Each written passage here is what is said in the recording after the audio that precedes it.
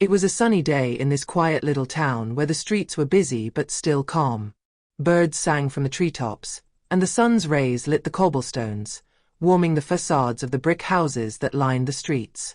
The light wind made the window curtains sway, as if the city itself was breathing, marked by the humility of its inhabitants and the sweetness of life. John, a black man in his 50s, walked peacefully down the sidewalk, his steady steps echoing lightly in the still air. His military uniform, a veteran's cap and decorated shirt, contrasted with the simplicity of the place. He was a well-known face around town, but not always in the way he would have liked. Every medal he wore, every honor he received as a soldier, testified to the years he spent defending his country, the distant lands where he risked his life for the freedom of all, including those who didn't even understand him. But these decorations did not make it invulnerable to indifference, nor to the furtive glances of the inhabitants, often imbued with judgment. Although the city seemed peaceful on the surface, John knew that beneath the tranquility lay a bitter truth: racism, sometimes quiet but always present. Every time he went to certain places, the curious and suspicious looks of the locals turned towards him. It was something he had learned to endure over the years. It wasn't so much because of his uniform as it was because of the color of his skin. Sometimes he wondered if people saw him first as a man of honor, a veteran, or simply as a foreign face in a world they were not used to seeing. But he had learned to ignore those looks, to let them slide over him like water over a duck's feathers. After all, he had survived much worse: battlefields, war, the pain of losing comrades. These small daily humiliations were nothing in comparison. Today, as usual, he went to the local cafe, a simple and friendly place where the city's inhabitants met to discuss local news or simply to enjoy a coffee in peace. The cafe wasn't fancy, but it had its charm. The tables were made of solid wood, the chairs scattered around, and the smell of freshly brewed coffee was always in the air, creating a warm, almost homely atmosphere. For John, this place had become a sort of refuge, a place where he could relax after a long day of walking, a place where he was not judged, where his past as a soldier seemed to fade away. That morning, as he walked through the wooden door, he immediately felt eyes on him. It wasn't uncommon, but today there was something unusual in the air. Maybe the atmosphere of the city or just the way the sun lit up the cafe, but he felt like the intensity of those stares was stronger than usual. Maybe he had too much imagination, or maybe not enough. In any case, he did not let himself be disturbed. He walked towards the counter where the waitress was standing, a young woman with blonde hair and light eyes, who, upon seeing his entrance, froze for a moment. She was cleaning a cup, but her action suddenly stopped. John noticed that her eyes had fixed on him, her gaze at first curious, then quickly hardening. The silence in the cafe seemed to deepen, as if time had stopped for a few seconds. Suddenly, John felt a shiver run down his spine, like a presentiment. There was something in the air, something that wasn't usual. He smiled politely, trying to diffuse this strange tension. It's been a long time since he let himself be destabilized by these kinds of moments. He approached the counter with the confident gait of a man used to being seen, but without ever seeking confrontation. "Black coffee, please," he said, his voice calm, almost soothing, as if to break the invisible ice that had formed between them. The waitress looked him up and down, her eyes settling on him with disdainful assessment, before a slight sneer formed on her lips. She didn't see him as a veteran. She didn't even see him as a man. She simply saw him for what she thought he represented: a stranger, a skin color she didn't want here. In this space she considered her own territory. "We don't serve people like you here," she replied in a cold tone, almost imperceptible, but sharp enough that the intention was obvious. "The word you in there, heavy and heavy." John had no doubt as to what she meant. This was not a simple difference of opinion or preference. It was exclusion, pure and simple, an invisible but very real dividing line between those who belonged and those who did not. John stood still for a moment, shocked but not really surprised. It was the same song he had heard in so many places before. A closed door, a sideways glance, an insignificant gesture that revealed a whole world of hatred beneath the surface. But here, in this small town that he had hoped to see differently, he hoped that things had changed. He had risked his life for freedom, for a nation supposed to guarantee equality. And yet, this look, this word, humiliated him in a way he had not anticipated. It wasn't just an attack on one individual, it was the weight of an entire society telling him he didn't deserve to be there. "Excuse me. Excuse me?" he asked, making sure he heard correctly, his heart beating a little faster. The shock was still fresh, but he knew that his calm and dignity were his weapons. He shouldn't get carried away. Not this time. The waitress stared at him for a moment, her gaze hardening as she repeated, this time louder, as if she thought raising her voice would add weight to her words. "I told you we don't serve people like you."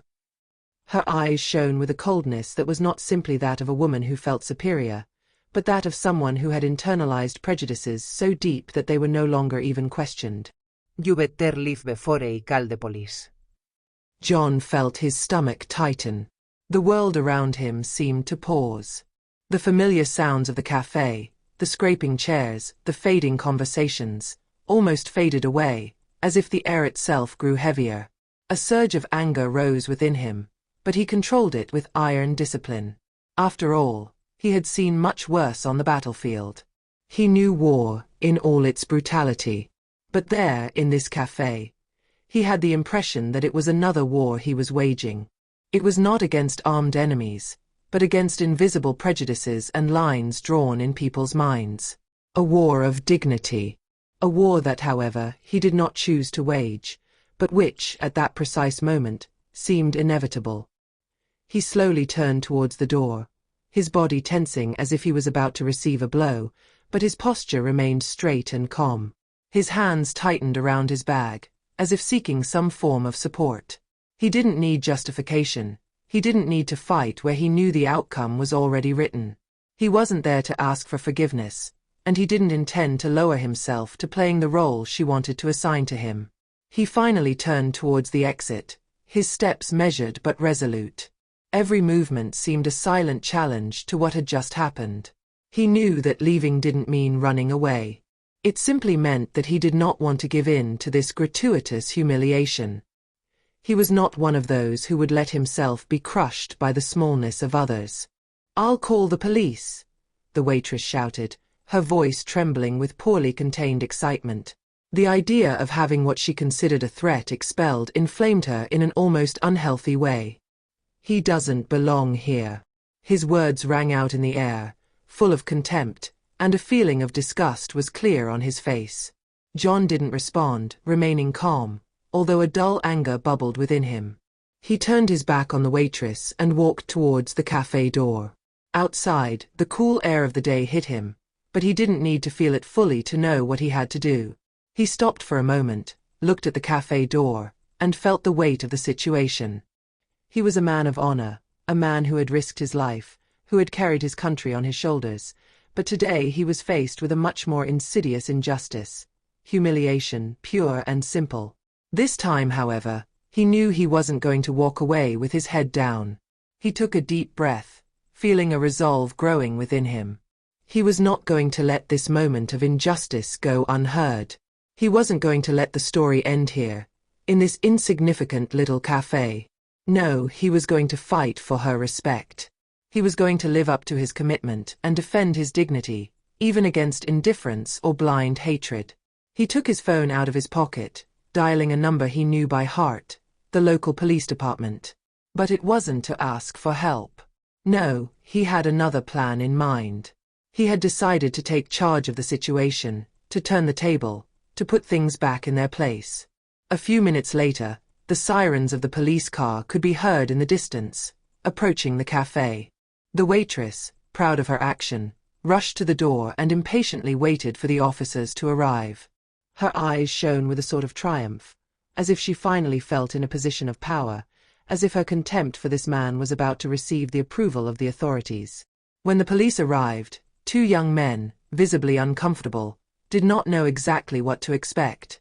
The waitress pounced on them immediately, her voice high and commanding. "Officers, this gentleman refuses to leave. He's trying to take up space in this cafe when he's not even welcome," she explained with palpable contempt. Her face was marked by hatred, by this thoughtless conviction that she was in the right. She almost seemed to want John banished from the place, as if that justified her action. The officers turned to John, their faces neutral but slightly tense. One of the officers, a short man, stood on tiptoe and stared at John, visibly uncomfortable but showing no inclination to defy orders. "Sir, you will have to leave the premises," one of the police officers said in a dry, almost mechanical tone, as if this would resolve the situation. John, however, remained still. He was not the type of man who gave in under pressure, who gave in without reacting. "I won't leave without my coffee," he said firmly, his voice calm but full of conviction. He wasn't just there for a hot drink. It wasn't just a coffee story. It was a question of dignity, of respect, of being heard when someone tries to silence you.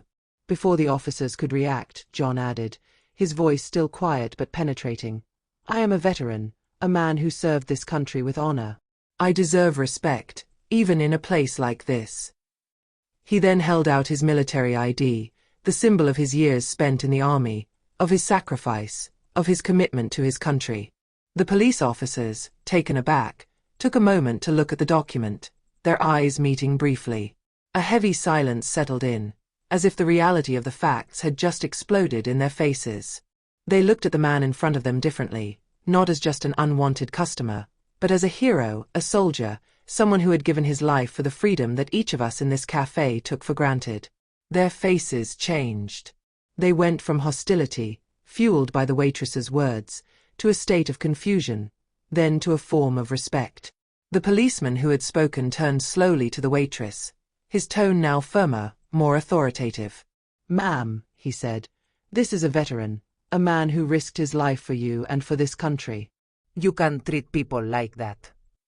The waitress, taken aback, seemed distraught. She opened her mouth, desperate to justify herself, but her words were lost in a confused flow. But I didn't know," she stammered, unable to find a valid answer. "No," John replied calmly, his eyes fixed on her. "You didn't know.